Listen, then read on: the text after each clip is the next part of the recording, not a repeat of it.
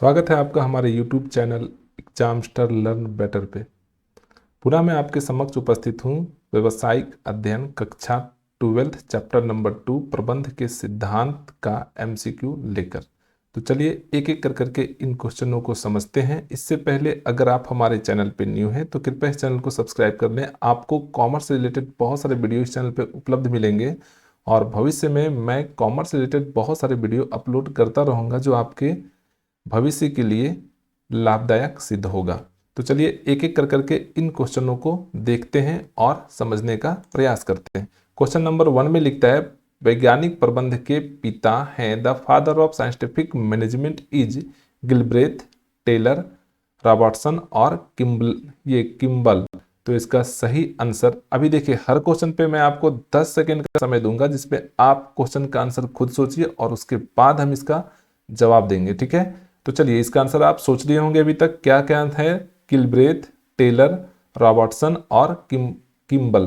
तो इसका सही आंसर जो होगा वो होगा आपका टेलर। ठीक है, क्वेश्चन नंबर 2 पे आते हैं। मानसिक क्रांति मूलधार है वैज्ञानिक प्रबंध का, समायोजन का, विवेकीकरण का और इनमें से सभी। क्या बोला? मानसिक क्रांति मूलधार है वैज्ञानिक प्रबंध का, संयोजन का, विवेकीकरण का और इनमें से सभी। तो इसका सही आंसर होगा वैज्ञानिक प्रबंध का।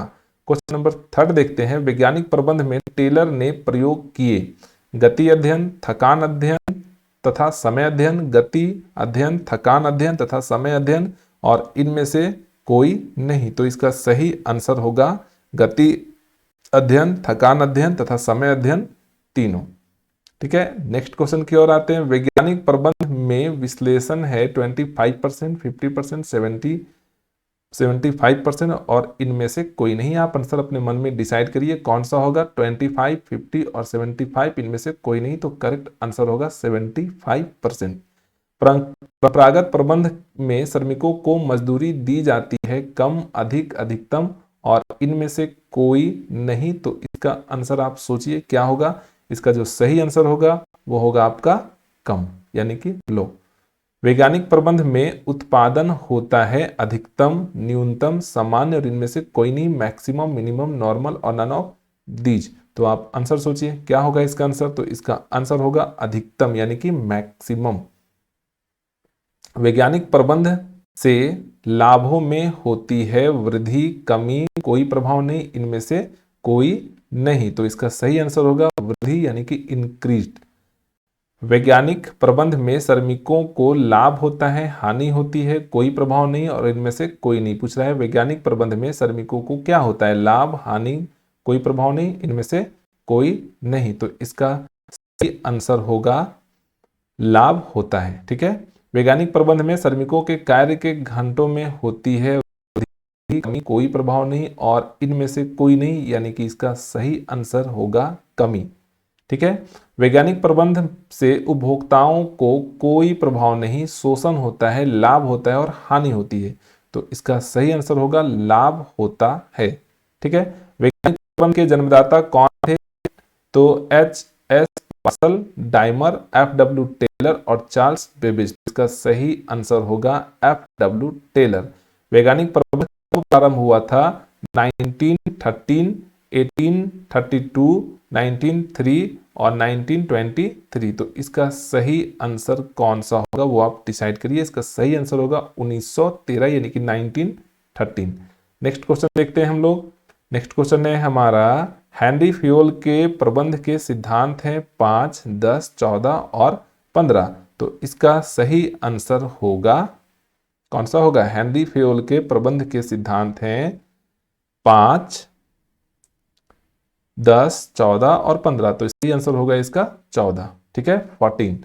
हेनरी फ्योल का जन्म हुआ था जापान में, फ्रांस में, जर्मनी में और अमेरिका में। तो इसका सही आंसर होगा फ्रांस में। प्रशासनिक प्रबंध के प्रस्तुतकर्ता थे फ्योल, टेलर, टैरी, इनमें से कोई नहीं। तो इसका सही आंसर आप सोचिए क्या होगा।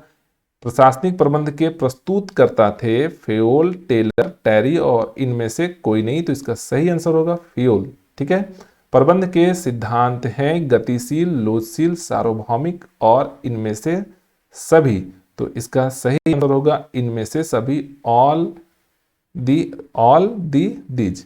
ठीक है, प्रबंध के सिद्धांत नहीं है सार्वभौम, लचीले, संपूर्ण और व्यवहारिक। तो इसका सही आंसर होगा संपूर्ण यानी कि एब्सोल्यूट। एक कार्य के निष्पादन के लिए प्रबंध को सर्वोत्तम रास्ता ढूंढना चाहिए, पर वैज्ञानिक प्रबंध का कौन सा सिद्धांत इस पंक्ति की व्याख्या करता है? सार्वभौम, लचीले, संपूर्ण और अंतिम ऑप्शन है आपका व्यवहारिक। तो इसका सही आंसर कौन सा होगा? तो वो आंसर है व्यवहारिक। निम्न में कौन सा प्रबंध के सिद्धांत का महत्व नहीं है? निम्न में कौन सा प्रबंध के सिद्धांत का महत्व नहीं है? कार्यकुशलता में वृद्धि, पहल क्षमता, संसाधनों का अधिकतम उपयोग, परिवर्तित तकनीकी को अपनाना। तो इसका सही आंसर होगा परिवर्तित तकनीकी को अपनाना। ठीक है, वैज्ञानिक प्रबंध से श्रमिकों को होती है लाभ हानि, कुछ भी नहीं, लाभ और हानि दोनों। तो इसका आंसर होगा लाभ। वैज्ञानिक प्रबंध से श्रमिकों को क्या होती है? तो लाभ होती है। प्रबंध के सिद्धांत की रचना किस प्रकार से की जाती है? प्रयोगशाला में, प्रबंधकों के अनुभव द्वारा, ग्राहकों के अनुभव द्वारा, और अंतिम ऑप्शन है सामाजिक वैज्ञानिकों के प्रसारण से। तो इसका आंसर होगा प्रबंधकों के अनुभव द्वारा। वैज्ञानिक प्रबंध से लाभ में होती है वृद्धि, कमी, कोई प्रभाव नहीं, और इनमें से कोई नहीं। तो इसका सही आंसर कौन सा होगा? ये क्वेश्चन भी रिपीटेड है, तो आपका होगा वृद्धि। निम्न में कौन सा कथन कार्य का विभाजन सिद्धांत का सबसे अच्छे तरह से बयान करता है? कार्य को छोटे काम में बांटना चाहिए, श्रम का विभाजन करना चाहिए, संसाधनों को फुटकर काम में बांटना चाहिए, और यह विशिष्टीकरण का मार्ग दिखाता है। तो इसका सही आंसर होगा यह विशिष्टीकरण का मार्ग दिखाता है।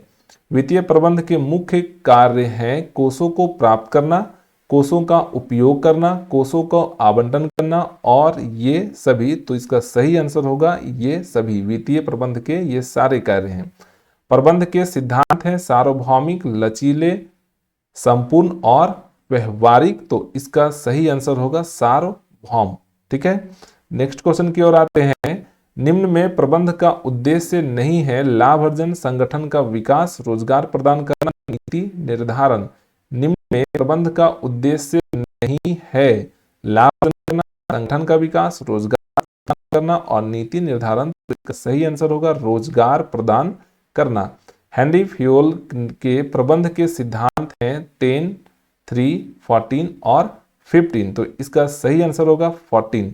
वैज्ञानिक प्रबंध में टेलर ने प्रयोग किए गति अध्ययन, थकान अध्ययन, समय अध्ययन और ये सभी। तो इसका सही आंसर होगा ये सभी। मानसिक क्रांति मूलधार है, मानसिक क्रांति मूलधार है वैज्ञानिक प्रबंध, संयोजन, विवेकीकरण और पेशा। तो इसका सही आंसर होगा वैज्ञानिक प्रबंध। नेक्स्ट क्वेश्चन देखते हैं इसका।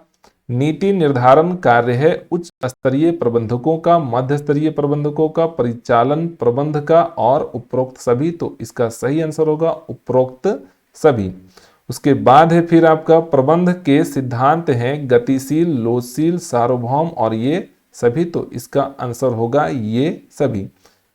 निम्न में कौन टेलर द्वारा दिया गया प्रबंध का सिद्धांत नहीं है? तो प्रश्न है विज्ञान ना कि रूढ़िवादिता, क्रियात्मक फॉर्मेनशिप, सहयोग ना कि व्यक्तिवाद और समन्वय ना कि मतभेद। तो इसका सही आंसर होगा क्रियात्मक फॉर्मेनशिप। ठीक है, नेक्स्ट क्वेश्चन देखते हैं। हेनरी फ्योल था एक समाज वैज्ञानिक यानी कि सामाजिक वैज्ञानिक, खनन इंजीनियर, लेखाकार और उत्पादन इंजीनियर। तो इसका सही आंसर होगा खनन इंजीनियर। वैज्ञानिक प्रबंध स्वामियों के खाली स्थान हैं पक्ष में, विपक्ष में, दोनों और सहायक। तो इसका सही आंसर होगा पक्ष में, इन फेवर। वैज्ञानिक प्रबंध में श्रमिकों के पारिश्रमिक में ... होती है वृद्धि, कमी, बोथ और ना कमी और ना ही वृद्धि। तो सही होगा वृद्धि।